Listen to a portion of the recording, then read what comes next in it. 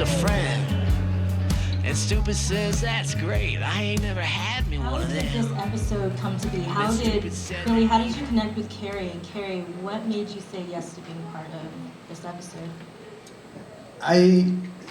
For the origin series, I'm always trying to develop my storytelling and trying to develop stories that I think would resonate, just not so much about motorcycles, but the philosophy behind the people who ride the motorcycles. And every time I had met Cary and had a conversation with them, I was like, this guy is so freaking cool. He's like my uncle, you know? And then finding out his involvement with the magazine, and I'm a huge magazine collector, I'm a huge book collector, I'm a huge comic book collector. And so instantly we have that in common, saying, I love print, you love print, and this man's doing print. So it was just a no-brainer for me. And then also he has cool swag that I wear all the time, so it's like, it kind of makes sense that I should also jump on that. So we were, as Choppers Mag was supporting some of the other earlier series, just because I liked what he was doing. I liked the people he was doing them on, I liked the final product. Never did I think this would happen. I think it was somewhere mid, the last one with Steven, where you asked me if we could do one on me, and I was like, yeah, sure, it sounds great. Didn't think about it. This is not kind of who I am. I kind of like just being behind the scenes and not putting myself out there.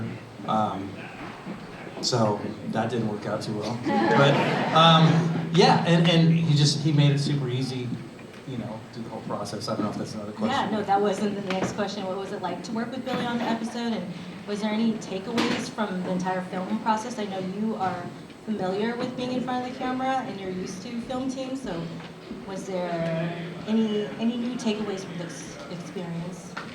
I mean, I've been in front of the camera a few times, but never as like a main subject, right? Always kind of just in the background. That's where I'm most comfortable. But Billy made it really easy. You know, you were on time. You were on time. I think I was late once, and because that's one of my pet peeves. But just very professional. You had all the shot lists down, and you just made it easy and made it fun.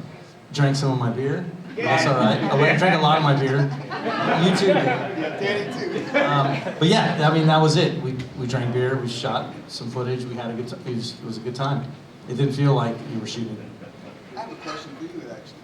Can I borrow this from you? In the process of all the filming that we did, and then seeing the end product, did you have any idea what was going to make it and what wasn't, or what the story was, or how was it? Because this is his first time actually seeing this episode. Usually I send the episode out so people can check it out and give me feedback, but you just walked into this cold. So what was it like shooting it and then seeing the final product? I was nervous. I was nervous thinking, because myself and Manny, Naomi, we said a lot of stupid shit on camera. You took it all out, which was great. Yeah. The bloopers will be golden. You gotta put those out. Yeah, earlier before, everyone's like, "Hey, congrats," and I'm like, haven't seen it, so I don't know. And some people couldn't believe that I hadn't seen it. Yeah, I found out you let everyone else see it before, except me. Thanks, buddy. Yeah, but no, it was great. Actually, I asked this question 6 weeks ago when we were shooting, and we were in the parking lot at midnight, and I was like, so how did you get him to be on this episode? And he was like, do you want to do the Q&A? He was like, I have to wait 6 weeks to find the answer. So the second question, I understand this episode is going to be submitted to the Emmys. What sort of added pressure, if any, was there? Yeah, so I put a lot of pressure on myself every episode. It's like I always want to be better than the last, which is a cliche thing to say, but I really truly obsess about this. It's something that I want to be a better storyteller. I want to be a better being able to connect people. I want people to watch and have feelings. And I noticed in my earlier career, you would watch and you'd be like, oh, that's cool, but you wouldn't come away thinking of anything. So I'm always putting pressure on myself to do that. But when the idea came to put this in the Emmys, which it starts January is when you submit it. It was a lot more pressure to deliver on that storytelling and to make sure that I hit where it needed to hit. And I think this is the first episode that I've actually saw my storytelling happening. You can study storytelling, you can watch all the YouTube videos, but then when it comes time to actually doing it, it's so fucking hard. It is so hard to do good, proper storytelling. And I think this is the episode that I finally sit back and go, holy shit, I'm doing it, it's happening, it's actually happening! So, so I think this will be a really cool, interesting experience to see what goes down with the ME process, how it even goes down. I'm learning all of that as we go.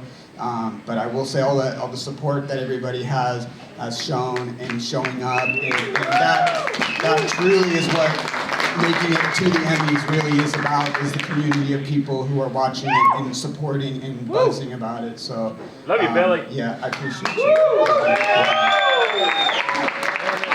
How much time would you say goes into making an episode? My wife over here will tell you, she tells me every time, you need to log your hours, you need to log your hours. How many hours? If I actually did that, I would be super depressed because I've logged so many hours and the money that you actually make goes to $10 an hour, if that. So a lot of hours. I mean, over 400 hours probably, from the filming to the writing to the cutting to the story. Like, you go into a documentary thinking you have a story, and then the story is always changing as you're going. So you're constantly trying to chase the story and kind of all put it together. And so I finally, I was working on it 13 hours Friday night, and then I was up until 1:30 on Friday. Woke up at 6, got back on it, worked until 1:30 last night, and then was up this morning at 8 to 10 a.m. still editing. So it's a lot of time, but it to be able to put it on the screen and to have everybody out here and to watch it and to clap and to cheer and to laugh, and I'm sitting in the back going, don't cry, this is amazing, this is fucking amazing. So thank you guys, thank you.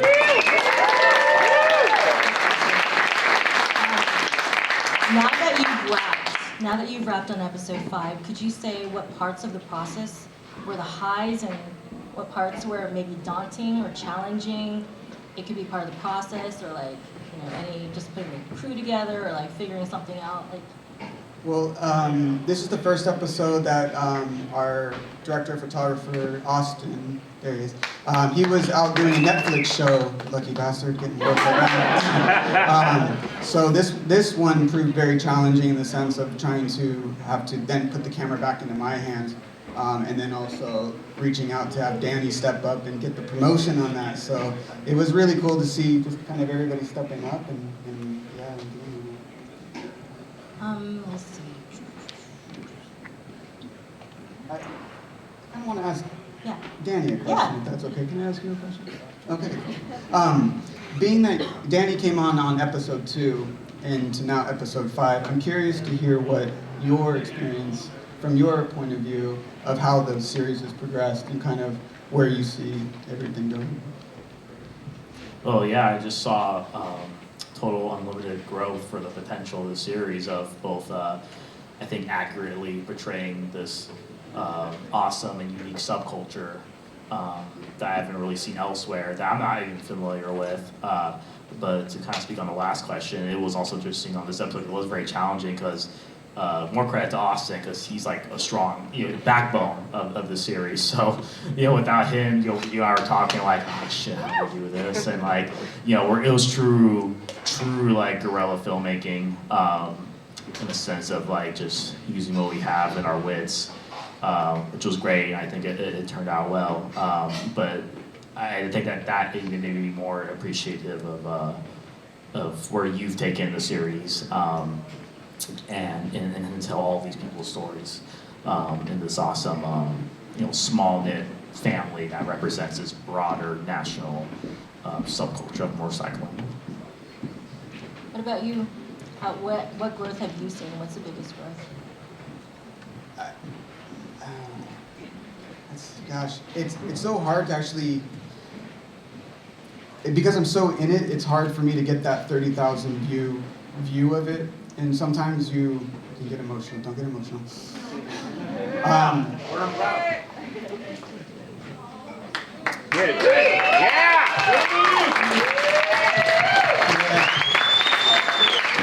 It's hard. It's really hard. It's okay, Billy. It's really hard. It's you just want to. Thank you. This is how you get the Emmy. Show that here. You just want to do the culture properly. You want to represent these people properly. They're being so vulnerable with me, and I want to be able to show. Sorry, this is. I study how to not cry. I go on YouTube and I do these things, and I think I got it. I'm over it. Okay, yes. So yeah, a lot of growth, putting in the work, making sure the culture is properly represented, making sure their stories are properly represented, being true. You know, all of these things I think is the biggest challenge, and it's constantly weighing on me. And I think if we can continue doing what we're doing and telling these proper stories, I think we go into places. I have another question for Cary. As you're going through this process, were there any insights on like your story that, as you're revealing it, that was just new to you, or something that you were revisiting, like, oh man, I totally forgot that, and what a journey, or like, did you take a different perspective that you hadn't gotten before? A different perspective, I'm not sure, but Billy was able to bring a lot out of me, that, especially from my childhood, it was tough. I think I did break down once, and you edited it out, thank you. Twice. Yeah, twice. Oh, yeah. You know, it wasn't easy. It wasn't growing up. I think for a lot of people our age, it wasn't easy growing up back then like that, you know. That there was no Ozzie and Harriet family households back then. But yeah, I mean, he brought a lot of memories back that I kind of, you know, stored away deep down inside. So some good, some bad. I think I'm gonna speak for myself. I really appreciate the candor, like just the way you said it. It was just, I felt like I was across the table, just like watching this episode. It's cool. Thank you.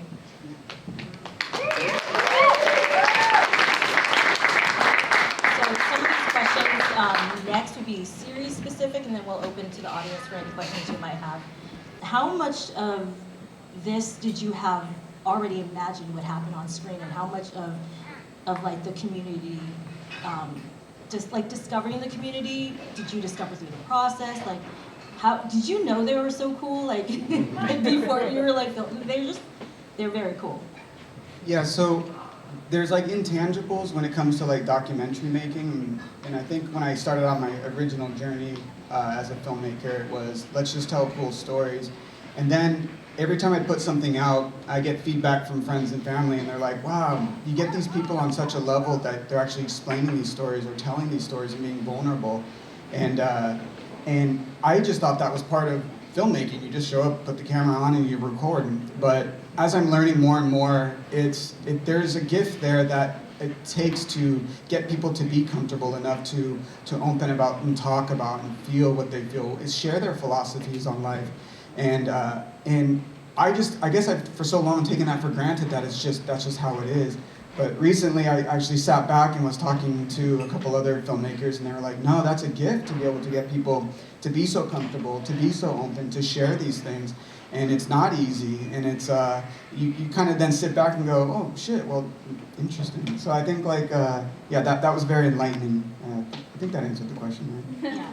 Okay. Did you feel that you felt like relaxed and more open as the process was going, as you were going through it with Billy? Oh, yeah. And then Billy, how would you describe kind of the themes that you kind of target or aim for as you're going through the series? Yeah, I think for this series, it's kind of a thematic, non-linear documentary storytelling, but at the root of it all is kind of a hero's journey that I'm kind of learning more and more about as I'm studying about storytelling and doing my best to be able to take somebody's philosophies in life and kind of thread a storyline that keeps you intrigued and then also is true to their philosophy. And then Billy, how would you describe kind of the themes that you kind of target or aim for as you're going through the series? Yeah, I think for this series, it's kind of a thematic, non-linear documentary storytelling, but at the root of it all is kind of a hero's journey that I'm kind of learning more and more about as I'm studying about storytelling and doing my best to be able to to take somebody's philosophies in life and kind of thread a storyline that keeps you intrigued and then also is true to their philosophy. What pulled you or pushed you to make this series, especially without any financial backing or any like team that you started with? Yeah, I think the idea for this series, both my mom and dad ride motorcycles, and if you talk to my dad long enough, he'll tell you that he's been to Sturgis 4 times. So my dad's over here, so if you do talk to him, he'll tell you all about Sturgis. He loves Sturgis, he loves riding. So. I've been with him twice. Yeah, see, okay, yeah. So motorcycles have been in my life since my mother married my father, and doing dirt bikes with my buddy Anthony as a kid, and I was working in the MMA boxing world for so long, and just got kind of burnt out, and was looking for something that spoke to me, my heart, and something that I love to do. And while I don't own a motorcycle, it is. Yes. Don't look, my wife. I don't want to look over there. Yeah, a little, please. Win it on eBay? Yeah, eBay store. So yeah, just Dad wanting. when he doesn't ride. There you go. I got one. So basically, just trying to find something that speaks to my heart, that I love. I love moving. I love these people. I love their philosophies. I love the community. And just trying to be better storytelling in that sense. And then what do you see, what's your outlook on the series? What do you see next for the series? I think for the series, the ultimate goal is to be able to do this, kind of like Cary's story, is to do this full time, to do it, to have, to be able to get up every morning and say, this is what I do, this is how I make my money, and not, I don't know. It's, there's multiple ways you can go about it, going on a network or continuing to do it on your own. If you do it on your own, you're a little bit more poor, but you get to have creative control. If you go to a network, you run the risk of getting paid but not having no control. So there's just that dichotomy that you have to kind of navigate there. But that being said, we do have a little QR code over here, and it goes to our GoFundMe page. And if anybody would like to support, please, anything, even from $5. I know times are tough right now, so I hate asking those things, but if anybody is wanting to support, anybody who does support will get a credit as a sponsor on the next episode as well. So. Let's go. We'll open up to the audience. Does anybody have any questions for anybody on stage? Chelsea. So how did you guys meet? I mean, how did you all meet Billy? I don't. It was a dark and stormy night. No, I don't remember. We met through motorcycles. Obviously, we met through some of the other stories. Through some of the guys. I see Gilby there. Chris is here. Rooster's here. All those, that whole crew.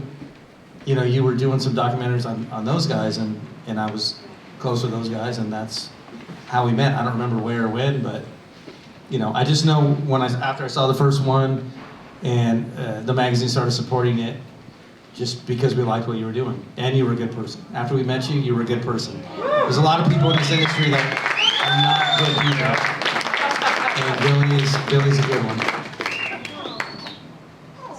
Yeah, first of all, I just want to congratulate you both. I thought that was a really good episode. And it's kind of an important episode, You've been kind of, doing stuff on individuals. Shoppers Magazine is a huge part of our culture.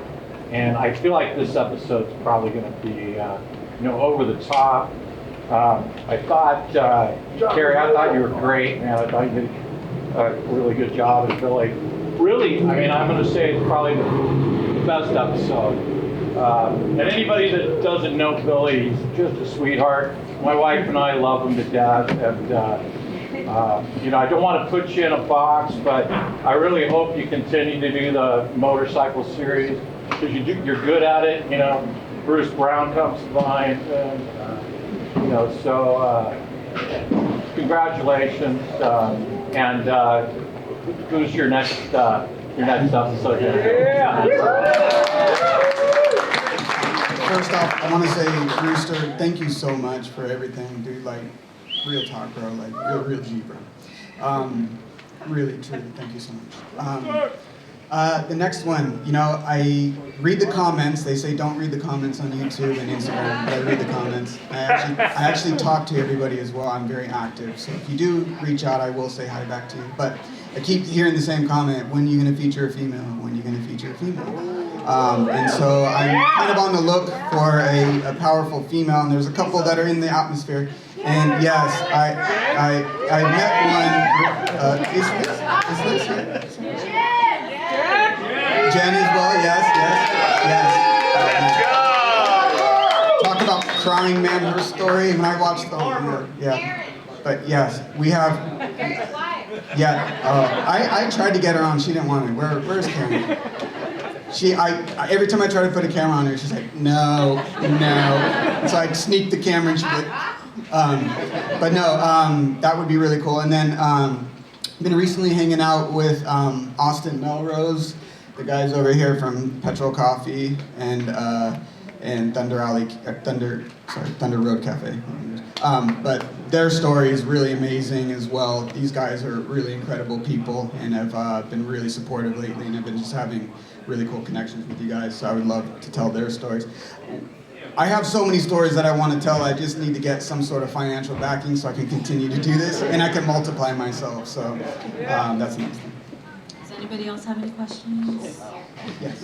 Great. Well, I just want to say something like, I'm older than all you guys. Sure. I've been interviewed by a lot of people. That's the best interview I ever got by you. Thank you so much. I have so much stuff on the cutting room floor that couldn't make it, and there's so many cool interviews that I will eventually put together as its own little sub-piece, but I really... Put that on porn. Yeah, porn. Jen. Have you been practicing your Emmy speech? First thing I want to say in the Emmy speech is don't cry. Don't freaking cry. Don't cry. There's no crying in baseball. It's on motorcycles. They give you a hug. Yeah, later. Yeah, I'll be right back here. Yeah, thank you. Emmanuel? Yeah, just a simple question, whoever wants to answer it. The motorcycle that got you to know that you love the motorcycle life. Motorcycle. The one you got on eBay. No, not that one. No, my panhead. My panhead that I built, myself. Who painted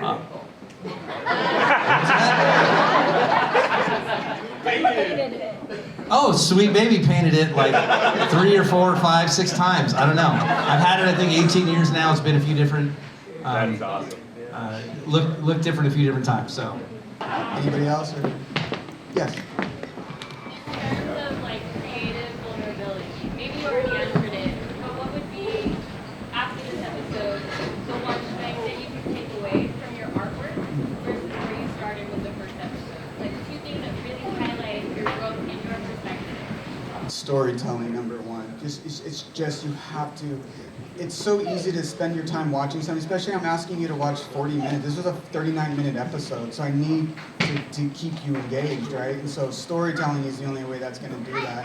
And the one critique that I do constantly get when I'm showing my things or asking for feedback is your storytelling, the visuals are great, storytelling, And so it's something that I've been obsessing about, reading books, studying. I'm always just trying to be better at storytelling, and it's just trying to sharpen that sword and to be potent with it. Like I said, I think to make art is to move people, and if I'm not moving people, then I'm not doing it correctly. And so when I'm seeing people not moved as much as then that's a reflection on me as an artist. So there's moments when I'm editing, I'm like, people are gonna laugh at this part, people might say something, and I'm sitting in the back over here and I'm like, here comes that part, and then I hear everybody laugh at that part, and I'm like, oh, it's happening, it's working, it's happening. So storytelling, number one, storytelling. Yes, over here. Okay, so I've been to 2 of these. They're amazing. Thank you. But the one thing you don't ride motorcycles. You're not into motorcycles. Well, you are, but you don't ride. Why motorcycles? How did you get into this to begin with? By the way, I'm a friend of your dad. We've been to church. Yeah, it's like I said, my parents ride motorcycles, so it's kind of always been there. I remember that my father is my stepfather. My mother started dating my stepfather. She would take us over to his apartment and we would hang out. And he had a motorcycle, and I'd always just sit there as a kid going, "This is so cool." I'd get on it and sit on it and make the sounds. And so yeah. And then it was don't tell him that. And then reading Hunter S. Thompson's Hell's Angels book. I don't know, 30 years ago, 20 years ago, really set it in motion. I'm a huge Hunter S. Thompson fan. I love his writing. And just hearing his stories and the richness of this culture. And then I try to make this short, but moving to LA, it's hard to find friends and hard to get community because everybody's so busy or so creative. So it is hard to get a tight community. I will say this motorcycle community in this 2 years that I've been doing this have been the most connected I've felt with actual friends and people in LA. And there's so many, look at everybody. You have so many different types of people, and they all come together over things on 2 wheels. And so it's just so fascinating to see this connection around a machine, and then to see all these beautiful people, and then to hear just amazing things from the community. It's a no-brainer. Yeah, for sure. I'm ready to have a drink. Are we good? We're gonna take a group photo real quick. Thank you everybody for sticking around. I really appreciate it.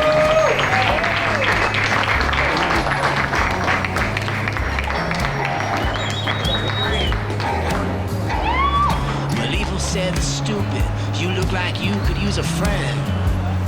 And stupid says, that's great, I ain't never had me one of them. Then stupid said that evil, how does his friendship work? And evil says it's